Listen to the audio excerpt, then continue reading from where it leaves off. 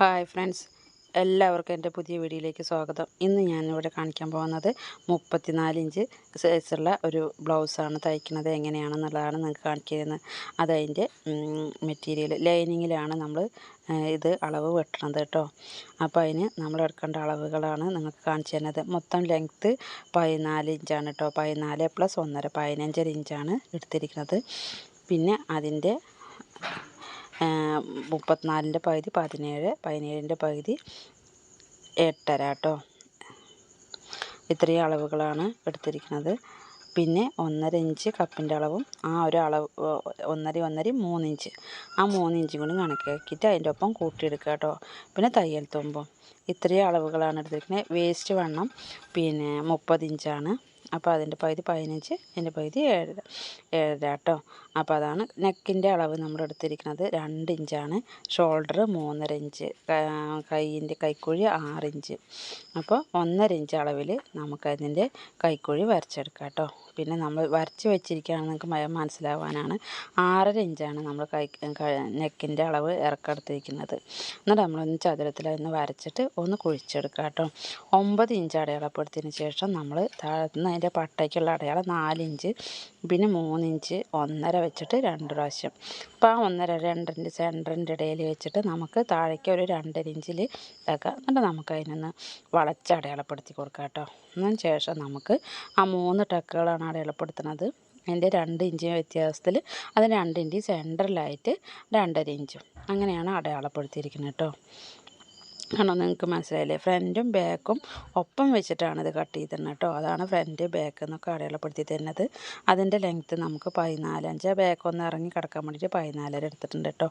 കഴുത്തിൻ്റെ ഇറക്കം നെക്കിൻ്റെ അളവ് 8 ഇഞ്ചാണ്. 8 ഇഞ്ചിൽ നിന്ന് നമുക്കൊരു 2.5 2.25 ഇഞ്ച് വെച്ചിട്ട് ഒന്നെടുക്കാം കേട്ടോ. നമുക്ക് വലിയ ആൾക്കാരാണെന്ന് വെച്ചാൽ 3 എടുക്കാം.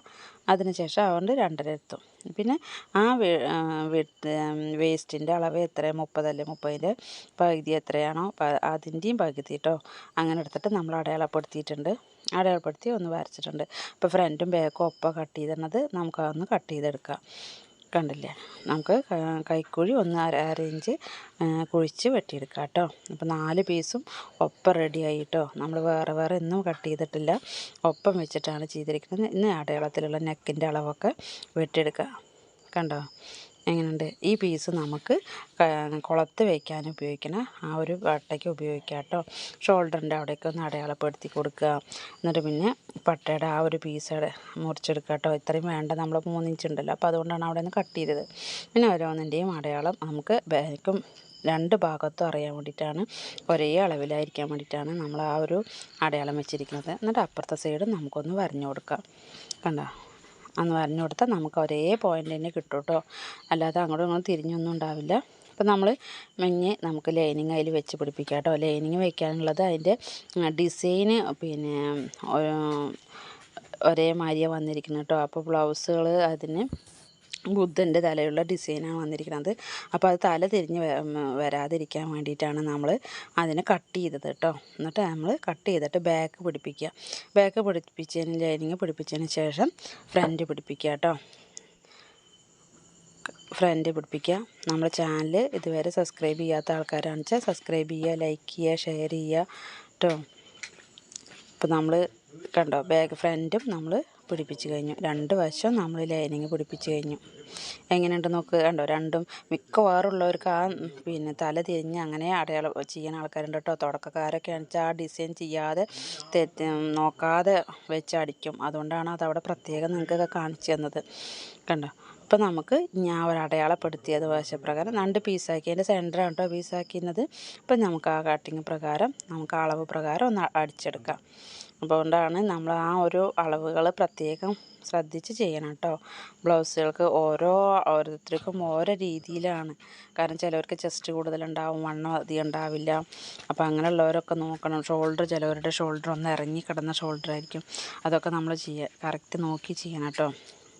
നമ്മൾ ആ കപ്പിൻ്റെ അളവിനനുസരിച്ച് നമ്മൾ രണ്ടും ഒരേമാതിരി തയ്ച്ചെടുക്കാം. അതിന് ശേഷം നമ്മൾ പട്ടയ്ക്കുള്ള ലൈനിങ്ങാണ് തയ്ച്ച് വെച്ചിരിക്കുന്നത് കേട്ടോ.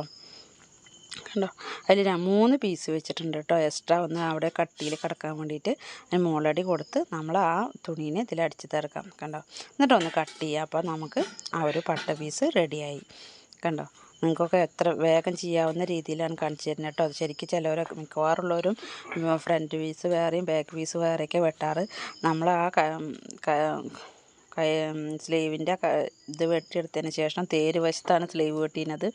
ആ വെട്ടിയതിൻ്റെ ആ ഭാഗത്ത് തന്നെ അതുകൊണ്ടാണ് നമുക്ക് അധികം തയ്യൽ തുമ്പും ഒന്നും കളയാനില്ല കേട്ടോ. 1 മീറ്റർ തുണി കൊണ്ടാണ് നമ്മളിത് തയ്ക്കുന്നത്, ഒരുപാട് തുണിയൊന്നുമില്ല. എന്നിട്ട് പിന്നെ നമുക്കത് പട്ട വെച്ച് തയ്ക്കാം കേട്ടോ. കുളത്താണ് വെക്കുന്നത്. കുളത്ത് നിങ്ങൾക്ക് അറിയില്ല എന്നുണ്ടെങ്കിൽ നിങ്ങൾ കമൻറ്റ് ഇടും കേട്ടോ. കുളത്ത് വെക്കുന്നത് അറിയില്ല എന്നുണ്ടെങ്കിൽ അപ്പോൾ നമ്മൾ കുളത്ത് തനിയെ വെക്കുന്നതും വള്ളി വെക്കുന്നതും ഒന്ന് നമുക്ക് വീഡിയോ ഇട്ടിട്ട് കാണിക്കാം കേട്ടോ. ഇതിൻ്റെ സ്ലീവ് നമ്മൾ പിന്നെ ഇതിൻ്റെ ഒരു മുന്നേ ഒരു പഫ് സ്ലീവിൻ്റെ ഇത് ഇട്ടിട്ടുണ്ട് കേട്ടോ. അത് നിങ്ങളെല്ലാവരും കാണിച്ച അപ്പോൾ അവിടെ നിന്ന് സ്ലീവ് എങ്ങനെ ചെയ്യണം എന്നുള്ളതൊക്കെ നിങ്ങൾക്ക് മനസ്സിലാവും. അപ്പോൾ സ്ലീവ് ഇതിൽ ഞാൻ കാണിച്ചിട്ടില്ല. നിങ്ങൾക്ക് ഈ അടയാളം ഈ ഒരു ഇത് മാത്രമാണ് നിങ്ങൾ കാണിച്ചിരിക്കുന്നത്. ഞാൻ വള്ളിയല്ല വെച്ചിരിക്കുന്ന മെഷീനിൽ തന്നെ കുളത്ത് അങ്ങനെ വെച്ചിട്ടാണ് ചെയ്തിരിക്കുന്നത് കേട്ടോ. കണ്ടോ എങ്ങനെയുണ്ട്? ഇത് പറഞ്ഞ് ബാക്ക് വശത്ത് നമ്മൾ 14 ഇഞ്ച് അടയാളപ്പെടുത്തി അവിടെ നിന്ന് മടക്കി അടിക്കുക. ഇനി നമ്മൾ വേസ്റ്റ് വണ്ണം എത്രയാണോ അളവെടുക്കണോടത്തൊന്ന് ശ്രദ്ധിക്കണം കേട്ടോ. വേസ്റ്റ് വണ്ണം എത്രയാണോ അതിൻ്റെ പകുതി അതിൽ കൂടെ 1 ഇഞ്ച് ബാക്ക് വശം കൂടുതലെടുക്കുക, ഫ്രണ്ട് വശം 1 ഇഞ്ച് കുറവ്.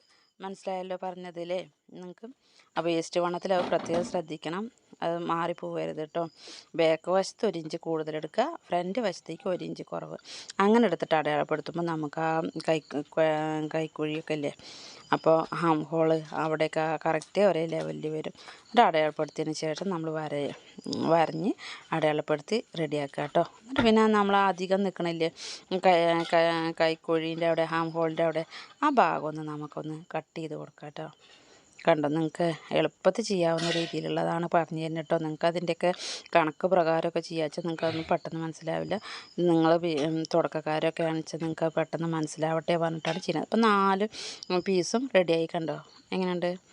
അടിപൊളിയായില്ലേ? അപ്പോൾ നമ്മുടെ ബ്ലൗസ് റെഡി ആയിട്ടോ. പഫ് ഞാനത് പിടിപ്പിച്ച് കാണിച്ചായിരുന്നു. അപ്പോൾ അത് പിടിപ്പിച്ച് വെച്ചാൽ അതേപോലെ തന്നെയാണ് ചെയ്തിരിക്കുന്നത്. ഇനി നമ്മൾ ജാക്കറ്റിൽ ഒരു ക്യാൻവാസ് വെച്ചിട്ട് എങ്ങനെ തയ്ക്കുക എന്നുള്ളൊരു വീഡിയോ നമ്മൾ ഇടുന്നുണ്ട് കേട്ടോ. നെക്സ്റ്റ് വീഡിയോ അതാണ്, ക്യാൻവാസ് വെച്ചിട്ട് എങ്ങനെയാണ് ബ്ലൗസിൻ്റെ പുറകിൽ ഡിസൈൻ ചെയ്യുക എന്നുള്ളത് കാണിച്ചു തരുന്നുണ്ട്. ഇപ്പോൾ കപ്പിൻ്റെ അളവൊക്കെ അതിൽ സൂപ്പറായില്ലേ? എങ്ങനെയുണ്ട്? എല്ലാവർക്കും ഇഷ്ടപ്പെട്ടല്ലോ നമ്മളെ വീഡിയോ? കണ്ടോ, പഫൊക്കെ പഫായിട്ട് കിടക്കുന്നുണ്ടോ? നമ്മൾ ആ പഫിൻ്റെ പ്രത്യേകം ഇട്ടിട്ടുണ്ട്. അപ്പോൾ ഓക്കെ, നമ്മൾ നെക്സ്റ്റ് വീഡിയോയിൽ കാണാം കേട്ടോ. ഓക്കെ. പഫ് സ്ലീവിൻ്റെ വീഡിയോ നമ്മൾ ഡിസ്ക്രിപ്ഷനിൽ കൊടുക്കുന്നുണ്ട്. അപ്പോൾ അതെല്ലാവരും കയറി കാണുക കേട്ടോ. പിന്നെ നെക്സ്റ്റ് ബ്ലൗസിൻ്റെ ഒരു വീഡിയോ ഇടുന്നുണ്ട്. അപ്പോൾ അത് എല്ലാവരും കാണുക. ഓക്കെ, എല്ലാവരും സബ്സ്ക്രൈബ് ചെയ്യുക.